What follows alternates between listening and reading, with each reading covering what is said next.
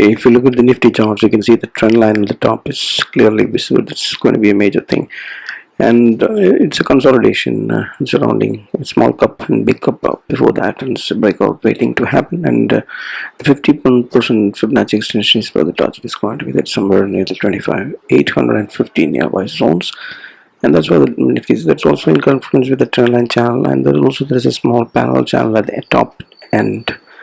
So that gives good support at 24,000 and 25,000. Both these are good supports, because that's where if the market goes and hits the 25,800, and retracement would find the supports at these two zones. And then you can also see that yeah, the Bollinger Band is also expanding on the upside, and it's comfortable above all the exponential moving averages.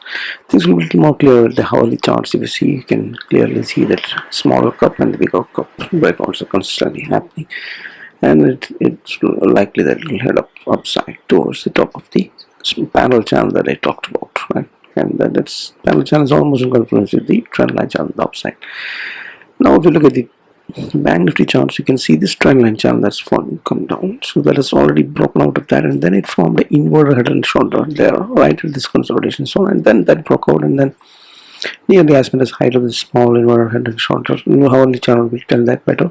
The target is almost nearly met. Now there is also a cup pattern that is coming near the 52,200, 300, that zone. And once it breaks out, it can be big moves and easily take out the all-time high at the 53,300, that's all. Even 52 is clear, no another 1,300 points is nothing for Banknifty breaks out. So it is breaching that, already breached that lower high pattern. It's now trying to make the higher pattern. So interim corrections could come in after the all-time highs or before that as well. But yeah. So the only chance of that is clearly showing that inverted head and shoulder breakout that met the target. So before that, the trend line breakout also has happened.